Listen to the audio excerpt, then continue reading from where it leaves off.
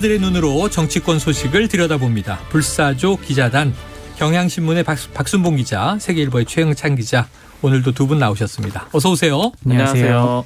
자, 본격적으로 시작해 보죠. 지금 수도권은 다행히 이제 오늘 오전부터 비는 그쳤습니다. 두 분 별다른 피해 없으십니까?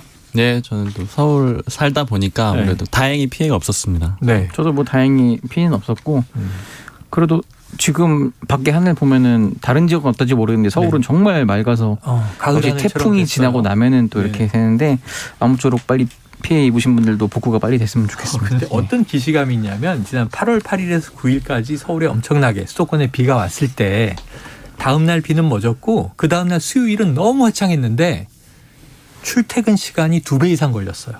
오늘도 좀 비슷했더라고요. 교통 통제 구간들이 있으니까 오늘도 교통이 출근 시간 장난 아닌 것 같더라고요. 오전에도 출근 시간 이후에도 상당히 많이 막혔었어요. 9시, 10시까지도. 네. 자, 그런 또 불편함이 있습니다. 통제 상황 잘 확인하셔야 되고요. 자, 지난번 중부지방 기록적 호우에 정부와 지자체가 제대로 대처하지 못했다, 이런 비판이 많이 일었었는데요.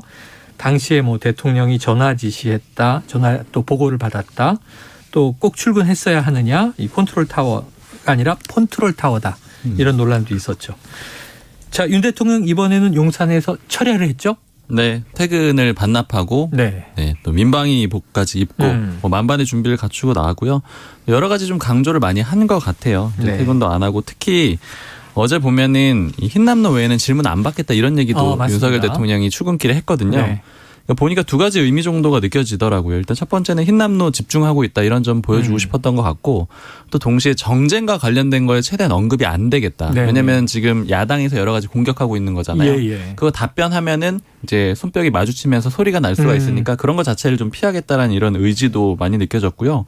그리고 이 재난 상황 같은 경우에는 국정상황실에서 좀 주로 담당을 하잖아요. 네. 어제 모 관계자하고 좀 연락을 하고 그러는데 상당히 늦게까지 일을 하는 거를 제가 봤거든요. 이제 카톡을 주고받고 하다 거의 답장도 잘 안 오고 뭐 밤늦게 뭐 못 네. 봤다 뭐 이런 식으로 오는 거 보니까 어쨌든 이번에는 좀 아주 좀 단단하게 각오를 좀 했던 것 같습니다. 철저하게 각오도 하고 대응을 한 것 같다.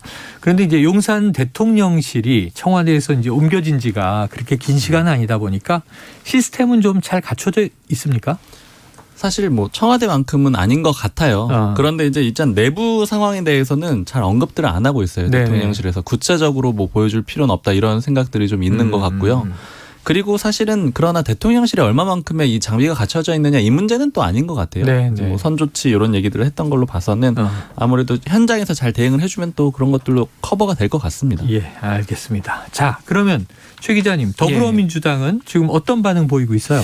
일단 재난 앞에는 여야가 없기 때문에 뭐 예전처럼 공격을 한다거나 이런 건 없습니다. 네네. 다만 이제 함께 마음을 모아서 총력 대응을 해야 한다, 이거고, 다들 좀 서둘러 지역구에 내려가고 계속 지역의 상황을 챙기는 모습들을 네네. 보였거든요. 피해 현장 살피고, 또 이게 추석을 앞두고 있잖아요. 그렇죠, 그렇기 때문에 그렇죠. 더더욱 더 신경을 좀 많이 쓰는 것 같고, 이제 어제 이제 의총이 있었잖아요. 의원총회가. 긴급 의총이 있었죠. 예, 그래서 일부 의원들은 이제 굳이 태풍 피해가 이제 예상되는 시점에 더군다나 추석까지 앞두고 있는 상황에서 의원총회 이렇게까지 해야 하나, 이런 의견을 제가 길 가다가 갑자기 의원한테 붙잡혀서 먼저 그런 말을 꺼내는 거예요. 의원이 기자를 붙잡고 하고 싶었나 봐요, 이 말을. 그래서 이렇게 이 일이 이렇게까지 의원총회까지 할 일인가. 네네. 물론 중대한 야당 대표를 소환하겠다고 한 중대한 일이긴 하지만 어느 정도 의견이 정리가 됐는데 의원총회를 꼭 굳이 열어야겠냐, 이런 말을 네네네. 할 정도여서, 오늘 안 그래도 지금 조홍천 의원 또 라디오에서 네네네, 맞습니다. 이재명 대표 소환 요구할 때마다 이렇게 의총 열어서 피켓을 들 거냐라고 했잖아요. 많은 의원들이, 많다고 하기는 좀 그렇고 적지 않은 의원들이 네네. 그 의견에 대해 좀 공감을 하고 있더라. 그러면 최 의원을 붙잡은 의원은 조홍천 의원은 아니었고, 저는 의원은 아니고 다른 기자입니다. 의원. 네. 사실 그래요. 최 기자님 얘기하셔가지고 좀 비슷하게 생각이 나는 게 네. 지난번에 집중호우 때도 전국위원회가 있었거든요. 지금 데자뷰처럼 어제도 또 전국위원회가 맞습니다. 있었던 거잖아요. 맞습니다. 국민의힘에서도 사실 그런 얘기합니다. 지금 이렇게 재난 상황 있을 때마다 이 전국위원회를 해서 당내 문제를 이렇게 네네. 논의하는 게, 주목받는 게 맞느냐, 이런 얘기들을 좀 국민의힘 내부에도 있습니다. 자, 그렇게 좀 생각하는 의원들이 많아지고 이야기, 목소리도 내고 실천도 해야 되지 않나 하는 생각이 듭니다. 자, 지금 14일로 예정돼 있는 법원에 또 한 번의 가처분 심리를 앞두고 지금 국민의힘이 대비책 마련에 분주하다, 이런 얘기가 있는데, 박 기자님, 주로 어떤 움직임들이 있어요? 세 가지 전략, 삼중 전략, 이렇게 분석을 해볼 수가 있을 것 같아요. 그러니까 사실 이게 주어부터가 조금 혼란스러워요. 네. 국민의힘이 대비책을 마련한다라고 하면 이준석 전 대표는 꼭 국민의힘이 아닌 것 같은 이런 그러네요. 생각도 들기 그러네요. 때문에 반 이준석파라고 할까요? 아니면 혹은 권성동 원내대표가 마지막으로 총대를 맺기 때문에 소위 이제 윤핵관들의 마지막 그런 미션 이런 작업 같은 것들이 되는 건데요. 이제 얼핏 보면은 사실은 지금 대부분의 평론이나 기사들도 그렇고 가처분이 또 인용이 될 가능성이 굉장히 높은데 이게 네네. 어떻게 가고 있는 거냐 이런 궁금증들이 있잖아요. 그래서 저도 뭐 국민의힘 관계자한테 여러 명한테 물어봤는데 좀 인상적이었던 답변은 제명하면 되죠 이렇게 얘기를 하더라고요. 가처분이 인용이 됐을 경우에는. 즉 이 얘기는 어떤 얘기냐면은 이게 삼중 전략이라고 제가 말씀을 드렸는데 이 비대위 출범만 가지고 이준석 전 대표를 견제하는 그런 그림이 아니고요. 전체적으로 좀 쪼는 그런 그림이에요. 일단 첫 번째는 비대위를 출범을 시켜가지고 이준석 전 대표 체제 자체를 종결시키는 네. 그런 방식으로 하나가 쭉 진행이 돼가고 있는 거고요. 또 하나는 경찰 수사가 걸려 있잖아요. 네네. 여기에서도 또 하나 압박 카드로 사용을 할 수 있다라는 이런 판단이 있는 것 같아요. 네네. 근데 지금 경찰 수사 같은 경우에는 뭐 경찰 쪽도 그렇고 정치권 쪽도 그렇고 전반적으로 얘기를 들어봤을 때는 어느 정도 가닥이 잡힌 것 같거든요. 일단은 그 불송치 그러니까 공소권 없음 처리를 네네네. 하되 다만 그러나 공소권이 없다라는 건 공소시효가 지났다라는 걸 네네. 근거로 들 거고요. 대신에 성접대는 있었다라는 취지로 그런 의견이 담길 가능성이 높아요. 근데 법적 단계로 가진 않더라도 그렇죠. 그러면 일종의 뭐 소위 말하는 망신주기처럼 그런 그림이 될 네네네네. 가능성이 있고 그럼 이제 이걸 근거로 무고를 걸 수가 있다. 이제 이런 얘기들은 나오고 있거든요. 왜냐하면은 이제 이준석 전 대표가 가세현 이런 쪽을 상대로 이제 자기 성접대 없었는데 허위로 네네네. 이렇게 보도를 했다라고 했으니까 그런 것들은 무고다라고 해서 걸 수 있는 그런 가능성이 있고 여기에 덩달아서 윤리위가 그러니까 법적으로는 처벌을 못 하더라도 만약에 경찰이 그런 내용을 적시하게 된다라면은 물론 이제 아직 확정된 건 아니지만 팩트였다 뭐 이런 이야기가 나온다면 그렇죠. 그걸 근거로 해가지고 또 이제 다시 한번 윤리위에서 징계를 할 수가 있잖아요. 이제 이런 경우에 제명을 할 수가 있는 건데 즉 따져 보면은 비대위는 비대위대로 가고 경찰 수사와 윤리 이 징계를 콤보로 사용을 해가지고 네네. 이제 이준석 전 대표를 좀 쪼는 그런 그림으로 좀 갈 걸로 그렇게 보입니다. 네, 자 경찰이 그러면 지금 이야기하신 국민의힘의 새로운 지도부를 창출하려는 세력이 기대하는 발표를 해줄지 이것도 한번 지켜봐야 될 사안이 되고 네. 이준석 대표는 계속 경찰에 압박 넣고 있다 또 이런 이제 문제를 제기하기도 했어요. 지켜보도록 하죠.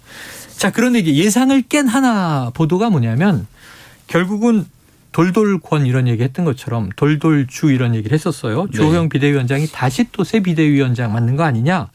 근데 고사를 했습니다.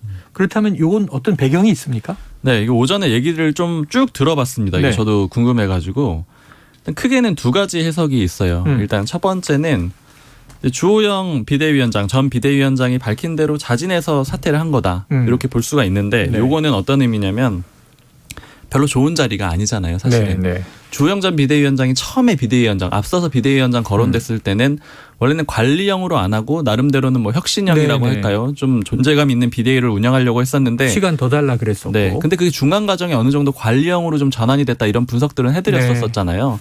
그러니까 결국 관리형으로 되는데 한번 가처분이 인용되면서 무산이 됐었고 이런 과정 자체가 썩 좋은 자리가 아니고 결국에는 전당대회를 가기 위한 중간 단계가 될 거기 때문에 좋은 자리가 아니라서 거부를 했다 이런 얘기가 있고 그리고 국민의힘 사람들한테 물어보니까 비대위원들도 좀 새로 찾아보고 있는데 네. 잘 안 된다 그래요. 그러니까 이제 구인난이 좀 있다라는 겁니다. 아하. 그러니까 이 얘기는 결국에는 지금 비대위 자체가 이준석 전 대표의 가처분 신청과 법원의 인용으로 좀 힘이 빠진 그런 그림이 됐고요. 근데 이제 두 번째 해석이 저는 좀 이 명목상 분위기상으로 맞는 것 같은데 이 대통령실 혹은 여권에서 주호영 전 비대위원장 다시 내세우는 거 안 된다 이런 의견을 전달했다는 네네, 얘기가 있어요. 네. 이런 해석이 있는데 이제 모 관계자가 이렇게 표현을 하더라고요. 주호영 비대위원장 갖고 되겠냐. 그래서 발표도 안 한 거다. 이렇게 보는 게 맞다. 이렇게 얘기를 네. 하는데 이게 어떤 의미냐면 일단 첫 번째로는 같은 사람으로 다시 비대위원장을 내세우게 되면은 법원에서 또 이준석 전 대표한테 패배할 가능성이 굉장히 높다라고 네네네. 본다라는 거죠. 네. 그러니까 그래서 다른 사람을 여론상으로도 불리해지고 그림도 안 좋기 때문에 바꿔야 된다. 이런 그림인 거고 그리고 지금 기존의 윤핵관들을 좀 정리하고 이 윤석열 대통령이 새로운 그림을 만들려고 할 텐데 네네. 지금 거론되는 게 박주선 전 국회 부의장이거든요. 그러게요. 그러니까 예를 들자면은 그래도 비교적 김한길 전 대표, 김한길 네네. 국민통합위원장이랑 가까운 분류라고 볼 수가 있죠. 그러니까 국민의힘 내에서는 소수 그룹이긴 한데 굳이 표현하자면 국민의힘 내 민주계라고 할까요? 요 인사들을 좀 전면에 이제는 등장시킬 그런 타이밍이 됐어요. 네. 왜냐하면 윤핵관이라고 예전에 표현을 했었지만 사실 그 전 단계로 보면 김종인 전 위원장하고 윤석열 대통령이 가장 그 의견차가 심했던 게 소위 삼김을 안 치냐 마냐 이런 체제였던 대선 거잖아요. 때 그 얘기 많이 했죠. 맞습니다. 네. 거기에 이제 가장 중심적인 인물이 김한길 위원장 이런 인물들인데 네. 김병준 위원장 이런 맞아요. 사람들이 있었죠. 그러니까 결국 이 사람들을 전면에 내세우는 그런 그림으로 또 가는 게 아니냐 이런 해석들이 있기 때문에 그리고 구인난이라고 하기에는 또 바로 거의 좀 거론된다라는 이런 기사가 나왔고 이건 사실 이제 분위기를 좀 살펴보겠다라는 거거든요. 그러니까 어느 정도는 이런 그림도 좀 의견이 맞는 걸로 보입니다. 근데 그런데 저희 민주당 출입하는 입장에서 보자면 네네. 이 또한 윤심이다. 이 또한 윤심이다. 네, 윤석열 대통령의 뜻 혹은 윤석열 대통령 측의 뜻이 아니겠냐. 왜냐하면 국민의힘에서 갑자기 박주선 전 의원을 전 국회부의장을 끌고 나올 일은 없거든요. 그 내부 작업할 이분은 때는. 원래 국민의힘 분은 네, 아니죠. 원래 민주당 출신이고 네. 뭐 바른미래당에 있긴 했지만 어쨌든 좀 결은 다르고. 네네. 그리고 이분이 출신이 또 뭐냐면은 주목해볼 게 검찰 출신이에요. 검사. 그러면 윤석열 대통령이 믿을 만한 사람은 역시 검사 출신밖에 없다. 그래서 결국은 돌고 돌아 다시 윤심으로 가려는 것 아니냐 이런 추측이 지금 제기되는 상황입니다. 자, 민주당 지금 반응 얘기하셨으니까 김한길 전 대표도 사실은 민주당 대표였고 안철수 공동대표를 영입해서 그렇죠. 함께 대표를 또 하기도 했어요. 그런데 이제 아까 일부에서 잠깐 이 얘기가 나왔는데 별명이 창당 전문가.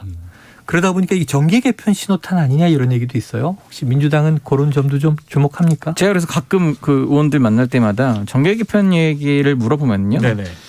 될 리가 없다는 거예요. 될 왜냐하면 리가 이제 없다? 김한길 전 대표가 어떤 사람인지를 누구보다 다들 잘 알고 그렇기 때문에 굳이 뭐 그분의 현혹돼서 이렇게 넘어갈 리가 없고 지금 그리고 정계 개편 타이밍이 아니라는 거예요. 정계 네. 개편 타이밍은 큰 선거를 앞두고 그러니까 총선 앞두고 6개월 네. 뭐 한 3개월 이럴 때가 타이밍이지 지금 논하기엔 너무 이르다. 이르다. 그리고 정계 개편의 조건은 확실한 표밭이 있어야 된다. 네, 그러면 네. 이제 예를 들어 민주당에서 지금 또 어떤 분은 뭐 친문에 들고 나와서 신당 창당하는 건 아니냐 이런데 그건 절대 그럴 리가 없고 네네.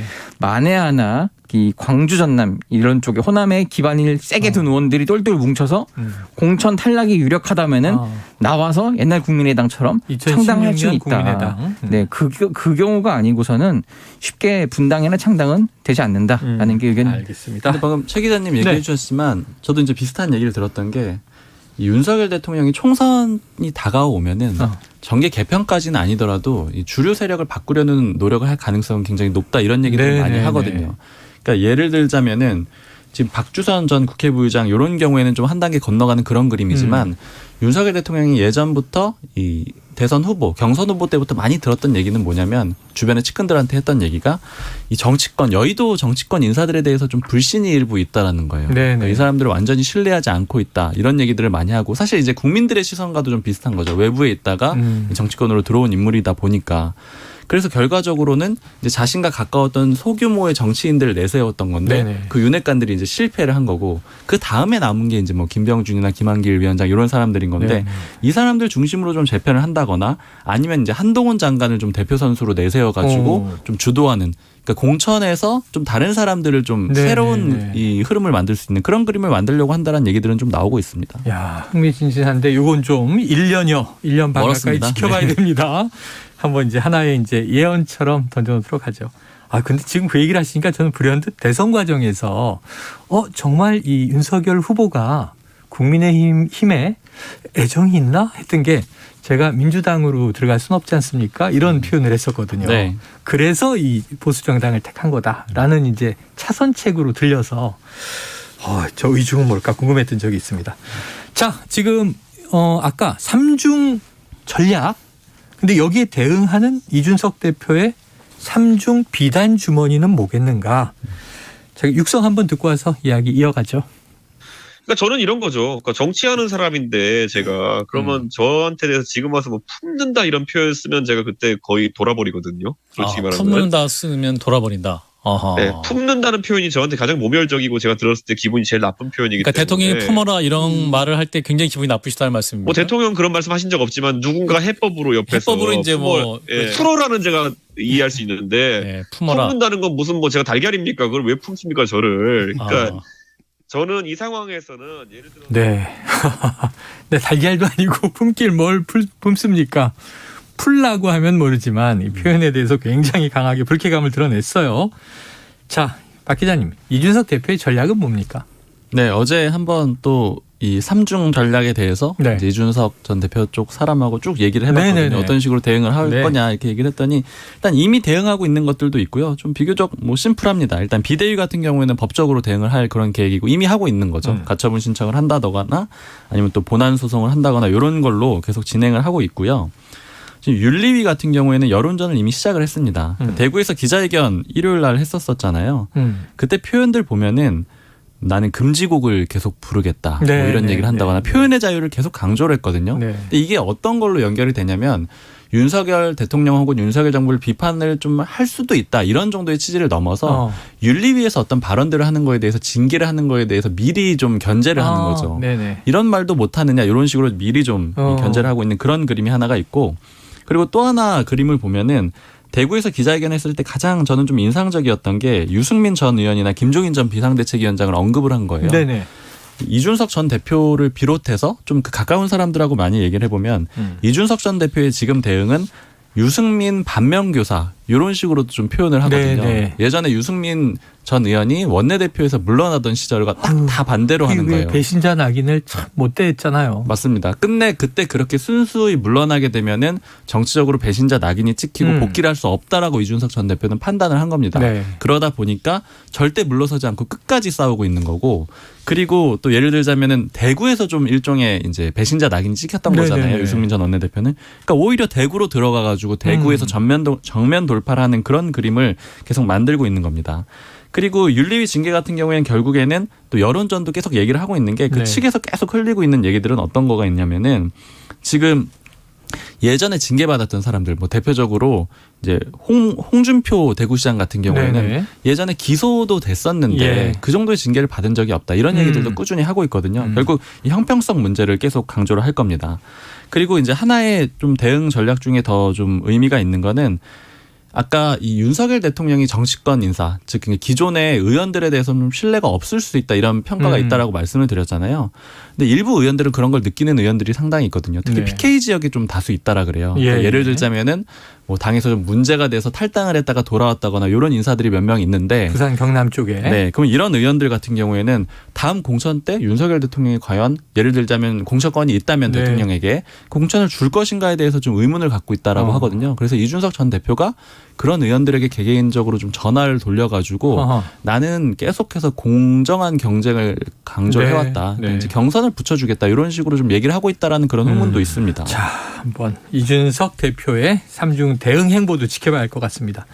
자, 이번에는 야당, 민주당으로도 가봐야 됩니다. 시간이 촉박하네요. 참 나눌 얘기 많은데. 자, 최 기자님. 예. 이재명 대표 결국 오늘 검찰에 출석하지 않았어요. 그렇습니다. 아침에 연락해 보니까 8시에서 9시 사이에 입장을 내겠다 이러더라고요. 그랬더니만은 안호영 수석 대변인 명의로 브리핑을 냈어요. 근데 핵심은 뭐냐면은 검찰이 요구했던 것에 대해서 서면으로 어제 다 제출을 했다. 어제. 네, 그래서 네네. 유선까지 이제 받은 걸 확인을 했다. 이렇게 얘기를 했고요. 이제 막판까지 고민을 했지만 어쨌든 이 안 나가는 게 좋겠다는 당 중진들 그리고 또 네네. 의원총회 결과에 따라서 지금 개인 이재명 의원이 아니잖아요. 당 대표 이재명 대표이기 때문에 네. 그런 의견을 충분히 수렴해서 결국은 이런 선택을 했다. 이렇게 받아들여집니다. 어제 이제 긴급 의총의 내용이 그거였고 네. 아까 한 의원의 불만도 익명으로 전해주셨습니다만 조홍천 의원 아니 뭐 대표가 소환될 때마다 긴급 의총이 열 거냐 예. 불편하다 이런 얘기를 했어요. 자, 총선을 앞두고 당직 인선에 난항을 겪었던 이 대표. 자, 검찰 출석 요구에 대한 민주당 내부 분위기가 막 갈리고 네. 어제 의총 분위기는 이제 결론 나왔습니다만 이게 어땠어요? 좀 실제적인 분위기는. 이제 뭐 의회로 나가야 한다 뭐 이런 말도 있었는데 제가 요즘 느끼고 있는 건요. 이분들 지금 소위 말해서 당이 막 친명이냐 비명이냐 갈라져 있었다가 소위 말한 검찰 또는 여권 뭐 윤석열 대통령까지 해서 이렇게 상대가 딱 명확히 정해져 버리니까 완전히 똘똘 뭉쳐 있다. 지금 그래요? 이거를 느꼈고 제가 이제 주말부터 쭉 전화를 돌려보는데 일부러 소위 친문, 비명, 반명 네네. 이라고 하는 분들도 전화를 해봐요. 이러면은 예. 야, 이런 건덕지 같지도 않은 건으로 이렇게 야당 대표를 올가매려고 하면 되겠냐. 이건 좀 아닌 것 같다. 뭐 이렇게 얘기를 하는 거예요. 가령 예를 들어서 중대한 부패 범죄가 있어서 이런 협의가 딱 드러나서 그래서 소환을 하겠다라고 하면은 우리도 좀 생각을 해볼 테지만 예. 이런 경우로 이렇게 제1야당 대표를 하는 거는 예의가 아니다라고 굉장히 네, 단호하게 얘기를 하기 때문에 그래서 제가 이제 친명 쪽 의원들한테 물어봤죠.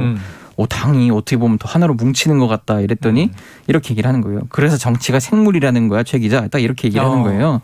어쨌든 굉장히 큰 말로는 어떤 의원이 최 기자님한테 반말합니까? 아니 뭐 그런 분들이 누굽니까? 있습니다. 이름을 빨리 공개하시죠. 네. 근데 그 얘기를 하면서 그게 뭐가 중요하냐면은 이 전당대회 기간까지만 해도 계속 뭐 사법 리스크니 뭐니 말로 막 떠들었는데 막상 터지니까 이게 본인 일이 아니라고만 생각할 수 없다는 거예요. 네, 특히 네. 정치인들은 무수히 많은 발언을 하지 않습니까? 근데 이런 식으로 이재명 대표한테도 그 개별 의원한테도 이재명 대표처럼 이렇게 막 어떤 발언에 대해서 꼬투리 잡아서 당신 거짓말했으니까 나오세요라고 할 수도 있다는 거예요. 네, 네. 그렇기 때문에 이게 남일 같지 않으니까 민주당 의원들이 이제 야당이 됐으니까 더 똘똘 뭉치고 있다. 좀 이렇게 좀 보이고요. 다만 그래서 이재명 대표도 살짝 호재인 건 있습니다. 네. 지금 인선이 사실 언론이든 뭐 비명 쪽이든 탕평이나 통합을 기대한 면이 없지 않았는데 거의 친명이에요. 아 그래요. 본인 선거를 도왔던 본인과 늘 함께 왔던 인사로 계속 줄줄이 발표를 하면서 크게 북으로 울릴 때는 이제 단일 대우로 굉장히 하는데 내부적으로는 그렇게 인선을 해서 거의 당을 이제 소위 말해서 이재명의 민주당으로 가게 만들고 있다. 네. 그런 면에서 봤을 때는 지금 이 검찰이라는 거대한 적이 딱 나타난 게 이재명 대표한테는 나쁘지 않다. 저는 이렇게 보입니다. 자, 정치는 생물이다. 또 외부에 적이 있으니까 내부는 뭉친다. 우리가 익히 또 보아온 장면들이기도 한데 어제 이제 불출석에 대한 뭐 의총 결과 외에도 지금 김건희 특검법 민주당이 지금 강하게 지금 집중하고 있지 않습니까?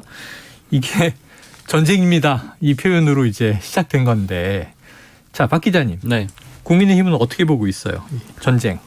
사실 좀 사람들마다 상황 분석하는 게 다른데 네. 예전에 가장 이상적으로 그리는 그림은 방송에서 한번 말씀을 드렸었는데 당대표를 전당대회를 거쳐가지고 뽑아가지고 이재명 대표랑 1대1 대결을 구도로 만들어 놓고 윤석열 대통령은 민생을 잘 챙기는 그런 그림을 가장 이상적으로 만들고 싶어 했는데 지금 그 작업이 원활하게 안 되고 있는 거잖아요. 내부에도 지도부가 모호하지 않습니까? 네, 내부에도 이준석 전 대표를 또 정리해야 되는 그런 상황을 맡고 있기 때문에 그런 거에 대해서는 좀 어려운 상황이다 이렇게 보는 분석들이 있고요. 그리고 좀 안타까워하는 그런 목소리 여권 관계자가 하는 얘기가 이제 예전부터 했던 얘기인데 이재명 대표 수사는 속도전인데 너무 늦었다라는 거예요. 그러니까 이재명 대표가 사실은 의원이 되기 전 이런 과정부터 사실은 빨리 처리를 했어야 된다 이런 얘기들이 많았거든요. 왜냐하면 방탄조끼가 2개 생긴다라고 봤어요. 의원이 되면은 방탄이 하나 생기고 당대표가 되면 사실 야당 대표를 소환해서 부르고 이런 게 이제 민주당이 주장하는 게 완전히 터무니없는 게 아닌 게 좀 쉬운 일은 아니었단 말이에요. 여태까지 관례적으로 봤을 때도요. 그러니까 결국 2가지의 방탄조끼가 생기는 동안 왜 수사가 제대로 이루어지지를 않았느냐, 왜 빨리 못했느냐 이런 얘기들은 하고 있습니다. 급하게 건 것은 허위사실 유포 혐의, 그것도 공직선거법 때문에 며칠 남지 않은 공소시효. 앞으로 이 뭐 전쟁이 어떻게 흘러갔는지 지켜봐야 될 텐데 최 기자님, 김건희 특검법 말이에요. 특검 가능하겠어요? 그 어제 분위기랑 그저께 분위기가 조금 다르긴 한데 어제 이제 의원총회도 있고 해서 굉장히 좀 막 들끓는 분위기여서 특검하자 막 이랬는데. 또 사실은 핵심 관계자들은 이렇게 얘기를 하더라고요. 이게 현실적으로는 쉽지 않다. 그렇지만 지지층이 또 보는 눈이 있고 그렇기 때문에 최대한 우리가 할 수 있는 액션 다 해야 한다 이거고 일단 김건희 특검법을 띄웠잖아요. 이거는 결국 법사위에서 통과를 시켜줘야 되는 거예요. 근데 물론 전체적으로 그 의석수만 보자면은 민주당이 단독으로 할 수 있지만은 지금 법사위원장은 또 김도우 국민의힘 소속의 위원장입니다. 그렇기 때문에 쉽지 않은데 다만 민주당이 보는 거는 확실히 여론인 게 이런 경우는 오늘 조홍천 의원도 얘기를 했지만은 사실 여당이나 국민의힘 뭐 윤석열 대통령 입장에서도 결국 받기 어려운 카드인데 여당이 받을 때는 등 떠밀리듯이 해야 국민 여론 때문에 그렇게 해야 받을 수 있다는 거예요. 근데 지금 국민의힘이 계속 내부 분열의 길로 가고 있고 민주당이 보는 분수령이 14일이에요. 그때 이제 가처분 결과가 나올 수도 있고 안 나올 수도 있지만 어쨌든 그 기점으로 해서 만약에 또 인용이 된다 하면은 국민의힘은 더 자멸의 길로 간다. 이럴 때 공백을 틈타서 민주당이 돌격 개시한다는 거예요. 그러면 이제 공격을 치고 들어가면서 여론까지 우리 편으로 만들 수 있다라고 그런 생각을 하고 있습니다. 얘기만 들어도 벌써 전쟁 작전이 시작된 것 같아서 머리가 아픕니다. 14일엔 또 어떻게 될까요? 먼저 추석을 좀 따뜻하게 보내야 할 텐데. 알겠습니다. 오늘 불사조 기자단 여기서 정리하죠. 박순봉 경향신문 기자, 최영창 세계일보 기자 두 분 수고하셨습니다. 감사합니다.